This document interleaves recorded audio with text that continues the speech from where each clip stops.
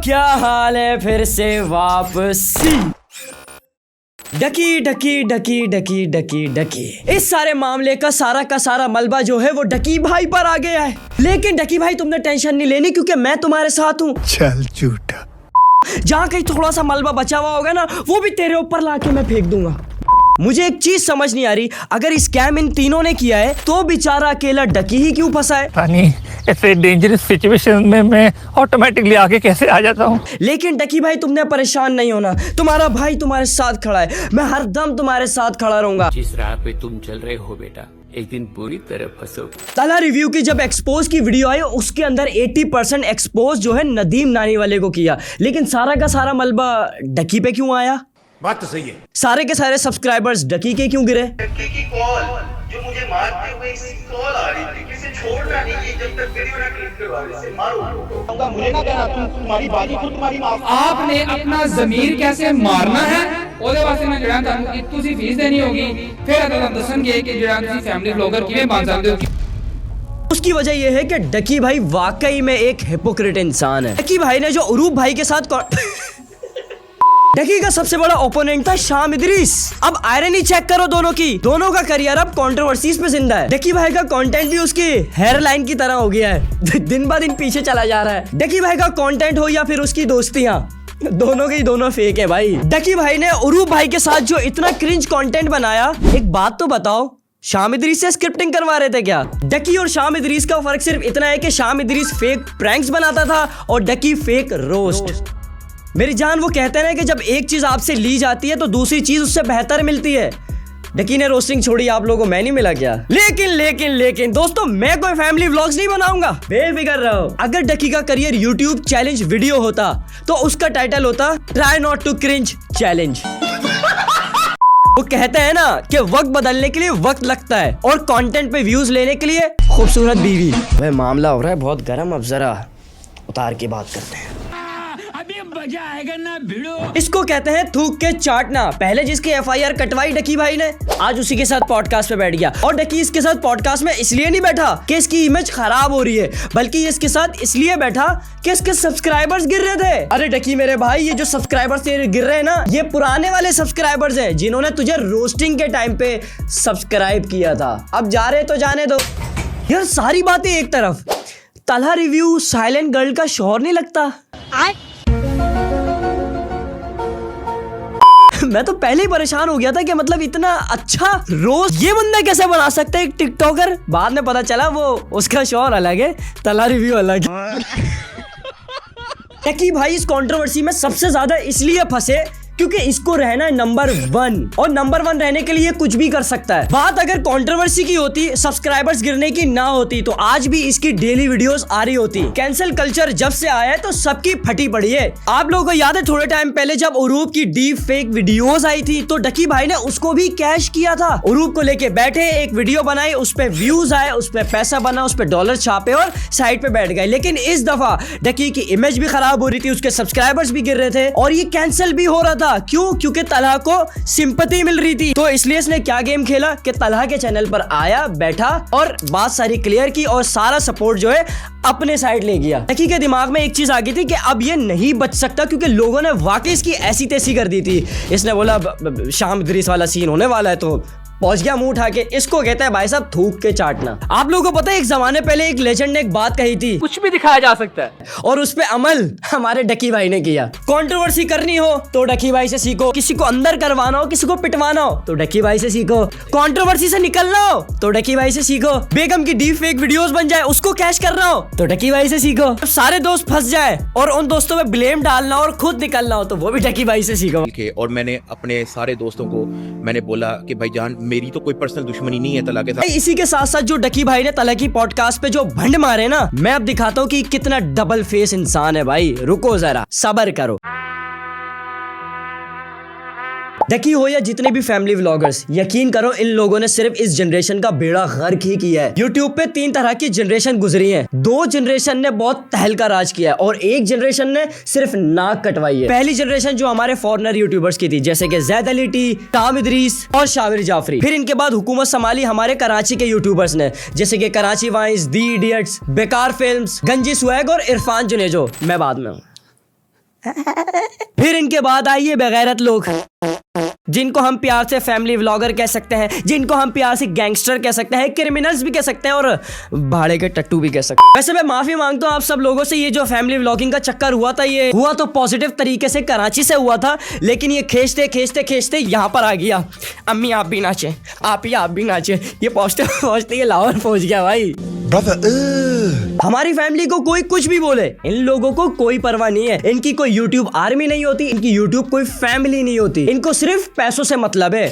Course बेचो और पैसा कमाओ। हाँ 33 वो 1% किधर गया? फैमिली बेचो और पैसा कमाओ। 1-2 साल में जितना पैसा खींच सकते हो खींचो, क्योंकि लोगों ने कौन सा तुम्हें अच्छे अल्फाजों में याद रखना है भाई, और अच्छे अल्फाजों में रख के कौन सा तुम लोगों ने अचार डाल लेना है। दुनिया वाले अभी अच्छे अल्फाजों में याद नहीं रखते तो आगे जाके क्या खाक रखेंगे। ये लोग अपनी यूट्यूब ऑडियंस के सगे नहीं है भाई साहब, ये इनको चूचिया बना के जो है नोट खींचने में लगे हुए। अब आप डकी को ही देख लो, उसने तलह की पॉडकास्ट पे क्या कहा कि हमारा प्रोजेक्ट रेडी नहीं था लेकिन हमने फिर भी लॉन्च कर दिया। क्यों? क्योंकि बट साहब ने कहा था। हमारा सिर्फ 20% जो है ना उसमें कंटेंट अपलोडेड है। हमारा 20% कंटेंट क्यों है, हमने जल्दबाजी उसमें क्यों की, वो सारी एक अलग स्टोरी है। मैंने कहा ना इनको सिर्फ पैसों से मतलब है। डकी साहब अब इसको स्कैम नहीं बोले तो क्या बोले कि पैसे तुम पूरे 5,000 रुपए ले रहे हो और कोर्स इतू सा कोर्स इतू सी फीस है कि स्कूल गोइंग बच्चा भी दे सकता है। तुम लोग खुद सोचो यार कि कितनी मेहनत करके तुम लोग जो है एक ऑडियंस बनाते हो, फिर वो ऑडियंस तुम पे इतना ट्रस्ट करती है। ऑडियंस इसलिए नहीं बनी होती कि तुम लोग एक्टर हो, तुम लोग की फेक लाइफ की वजह से नहीं, बल्कि वो इसलिए तुम्हें सपोर्ट करती है, तुम पे ट्रस्ट करती है क्योंकि तुम्हारे ओपिनियंस मैटर करते हैं भाई। और तुम लोग उनके ट्रस्ट के साथ क्या करते हो, तोड़ देते हो। अब डकी तुमने क्या किया, तुमने अपनी सारी की सारी ऑडियंस जो है नदीम नानी वाले को दे दी, जो कि एक स्कैमर है। उसने मुझे हमेशा फंसाया है, या तो मेरा सच्चा दोस्त था ही नहीं। देखिए देख, तुझे तो मालूम था ना कि नदीम एक स्कैमर है, उसने तेरी गाड़ी के साथ भी स्कैम किया, तेरे 30 लाख रुपए खा गया। मतलब तुझे अभी तक पता ही नहीं चला कि वो स्कैमर है, उसने तेरे साथ भी स्कैम कर दिया। उसके बावजूद भी तुमने अपनी सारी की सारी ऑडियंस जो है नदीम को दे दी। मतलब 33-13, बाकी 1% जो बचा वो किसका? 1% मर गया, मुझे क्या पता वो 1%। इतने मासूम लोग होंगे, छोटे बच्चे होंगे, बड़े लोग होंगे, लड़के होंगे जिन्होंने तुझे सब्सक्राइब किया होगा और तुम लोगों ने उसके साथ ये कर दिया। मतलब खुद तुम लोगों को अक्ल है तुम लोगों ने क्या किया है। लेकिन यार तुम जैसे लोगों का कोई दीन ईमान नहीं होता, तुम लोग सिर्फ पैसों के पुजारी हो, तुम्हारी इबादत सिर्फ पैसे के लिए, तुम लोगों की जुबान सिर्फ पैसा है। तुम लोगों को अगर कोई खरीद सकता है तो वो सिर्फ पैसा है। तुम लोग तो अपने फैमिली के भी सगे नहीं हो, ये लोग अपने दोस्तों के भी सगे नहीं है। अब डकी को ही देख लो, आया तलह की पॉडकास्ट पे, नदीम और रजब पे बल्ली डाली, खुद को सेव किया और चला गया। और जब सारे स्कैम की बल्ली तेरे ऊपर आने लगी तो आगे से नदीम ने क्या कहा, तो आगे से कहता वो डकी इज फिनिश्ड यार। मैंने कहा यार मेरा दिल टूट गया यार। देखिए मेरे भाई, हमेशा एक चीज याद रखना, जो सबके साथ धोखेबाजी कर सकता है ना, वो तुम्हारे साथ भी कर सकता है। जो सबका सगा है ना, वो बड़वा किसी का सगा नहीं है। डकी ने अपना करियर सिर्फ दूसरों को इस्तेमाल करने पे बनाया है। पहले टिकटॉकर्स को रोस्ट किया, फिर इसने रहीम परदेसी को यूज किया, फिर इसने रजा समो को यूज किया, उसके बाद फैमिली व्लॉगिंग में आया तो अपनी फैमिली को यूज किया, अपने भाई को यूज किया, अपनी बेगम को यूज किया, फिर इसने रजब को यूज किया। फिर जब इसका करियर बन गया तो नदीम नानी वाला इसको यूज करके चला गया। इसको कहते हैं कर्मा। मैंने कहा यार मेरा दिल टूट गया यार।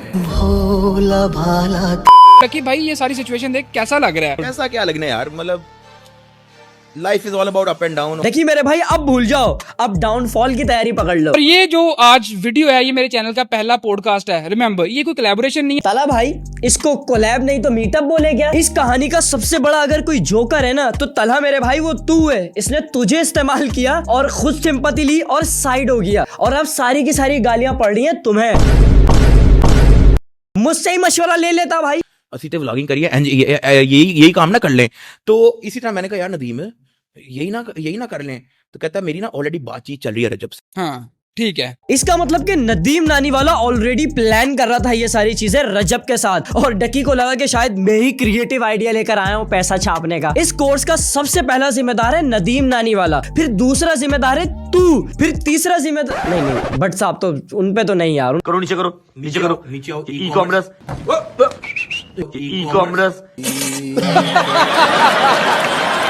उस पे तो कोई मलबा डालना भी नहीं। अब मैं हूं एक बिजनेस टॉक करने वाला बंदा, मैं जहां भी बैठता हूं ना, मैं उससे पूछना शुरू कर देता हूं कि यार तू कितने पैसे कमाता है। तू कसम खुदा के इंसानों में बैठने के लायक नहीं है। मतलब जहां पे भी बैठेगा पैसे की ही बात करेगा, इंसानों में नहीं बैठा। अगर तू जानवर, एक वक्त आएगा तो ये तो अपने अब्बे से भी पूछ लेगा, हाँ बेटा कितने पैसे कमा लेता है, चल बेटे जवाब दे। जब से ये कंट्रोवर्सी शुरू हुई है तो डकी नहीं भाई, डोंकी भाई बनता जा रहा है यार। नहीं मुझे उठने बैठने का शौक, क्योंकि सारे मतलब ही हैं, वक्त आने पे सारे डंडा दे के जाते हैं।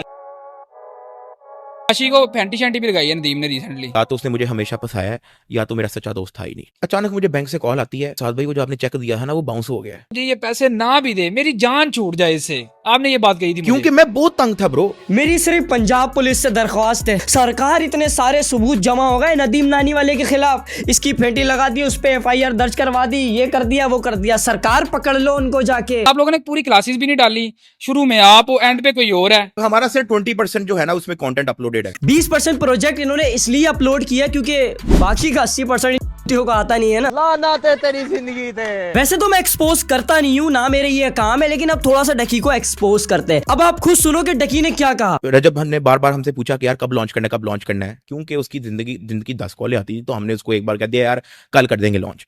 क्या रजब दिन की 10 कॉलें कर रहा था कि कब लॉन्च करना है, और अब रजब का व्लॉग देखो। फोन आ गया, ओए यार की कहंदा हुन मनु यार, बट मात्र मैं डक्की की तरफ इमरजेंसी तरह हो जाती। डक्की की तरफ इमरजेंसी पड़ी रहती है, मैं नहीं आना, मैं जा रहा हूँ कहीं काम, मेरी दावत है। खुदा की इंपॉर्टेंट है। ओ यार टाटा कुछ इंपॉर्टेंट नहीं, टाइम जाया करना मेरा, बस दो आने डाल के। अल्लाह की कसम कोई टाइम जाया नहीं, आज पहुंचो और ये गुड न्यूज़ हमने बता। इसमें जो है नदीम नानी वाला रजब को कॉल करके बुला रहा है कि आज एक इमरजेंसी हो गई। समझ नहीं आ रहा है कि तू रजब को ब्लेम कर रहा है, रजब तुझे ब्लेम कर रहा है। डिसाइड कर लो कि पहले तुम लोगों ने करना क्या है भाई। कुछ 4 अच्छे कंटेंट पा, दोबारा वापस आ जाएंगे। तू तो जाकर चोरी से बह गया, तूने तो खुद बता दिया कि हाँ भाई मैं फ्रॉडिया हूँ। रजब भाई उसने ये नहीं कहा हम फ्रॉडिया हैं, उसने ये कहा कि आप लोग फ्रॉडिया हो। आप स्कूल जाते हो, कॉलेज जाते हो, यूनिवर्सिटी जाते हो, वहां पर आप फीस देते हो, वो आपको कहते हैं कि जी ये हम आपसे फीस ले रहे हैं 10,000 15,000 20,000, हम आपको लिख के देते हैं गारंटी पे, हम आपको पायलट बना के डॉक्टर बना के बाहर निकालेंगे। बट साहब यह है दुनिया, यहाँ पे इंसान की भी गारंटी नहीं है। अगर हम किसी स्कूल में जाते हैं एटलीस्ट वो लोग कोर्स के पैसे लेते तो पूरा तो कोर्स देते हैं। आप लोगों ने तो सिर्फ 20% दिया है। वो चूना लगा दिया। पहले अपना कोर्स तो पूरा करो भाई। रही बात वो नदीम बेचारे की, हर दफा उसको काम कहने वाला डकी साहब होते हैं, इसको मारते, इसको फलाना, इसको धमकाना। जब वो यारी दोस्ती निभाता है, वो इंप्लीमेंट चीजों को कर लेता है, तो ये हमेशा बैक ऑफ कर देता है। भेड़ की यार तुम लोग डिसाइड कर लो कि तुम लोगों ने फंसवाना किसको है, खुद फंसना है या यार प्लीज यार डिसाइड कर लो यार।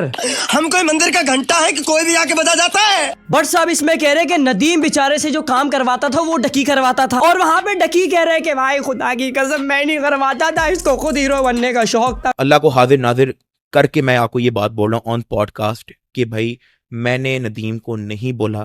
मुझे चक्कर आने लग गया। अब मैं तुम दोनों को एक ही बात बोलना चाहता हूँ, किसी एक का तो हो। और मैं रजब और तुम चलते हैं, हम लोग जाके सुलह कराते हैं। रजब, अच्छा सही बताऊं तो रजब भी इस बात पे एग्रीड था। अच्छा जी इसमें डकी भाई कह रहे हैं कि रजब भी राजी था जाने के लिए और माफी मांगने के लिए, और यहाँ पे बट साहब कह रहे हैं कि मैं अपनी जुबान पे खड़ा रहूंगा, सिर्फ ये ना कहीं कि आओ जी चलें और फलाने बंदे से माफी मांग के आते। मैं कहा ये काम नहीं होना, तो मैं फिर भी नहीं जाना कि हाँ जी आज मैं आ गया हूँ, मेरे साथ पॉडकास्ट कर लो, मुझे माफ कर दो। बंद करो हाथ जोड़ के। मैं ये ब्लेम गेम बंद करो, डिसाइड करो कि किसको फंसवाना है। मैं तो कह रहा हूँ तुम दोनों मिल जाओ और नदीम को फंसवा दो। सो गाइस वीडियो का कोई भी पार्ट अच्छा लगा तो अपना फेवरेट पार्ट लास्ट में कमेंट करना और बाकी बताना कि आप किसको रोस्ट करें। मैं तो दुआ कर रहा हूँ या अल्लाह ताला ये कंट्रोवर्सी सारा साल चलती रहे, जनवरी हमारे डकी रजब नदीम तलहा के नाम, या अल्लाह 2025 शुरू होते ही पहले महीने में जो है इतनी प्यारी कंट्रोवर्सी आई, सब के सब का करियर रिवाइव हो गया। अल्हम्दुलिल्लाह मुझे तो करियर रिवाइव करने की ज़रूरत थी नहीं, लेकिन शुक्र अल्हम्दुलिल्लाह अल्लाह ताला पूरे साल ये कंट्रोवर्सी चलती रहे, मज़ा आ जाएगा। किसी फालतू टॉपिक पे वीडियो बनानी नहीं पड़ेगी, बट डकी को उठाएंगे उसको रोस्ट करेंगे, रजब को उठाएंगे उसको रोस्ट करेंगे, नदीम को उठाएंगे उसको रोस्ट करेंगे। आमीन, सारे मिलके सारे भाई बोले आमीन। Bye bye. की टेंशन नहीं लेनी, तुम लोग कहते हो तो नानी वाले को किडनैप करवा के उससे मुजरा करवा लेंगे अगर वोट जीते। हाँ जी।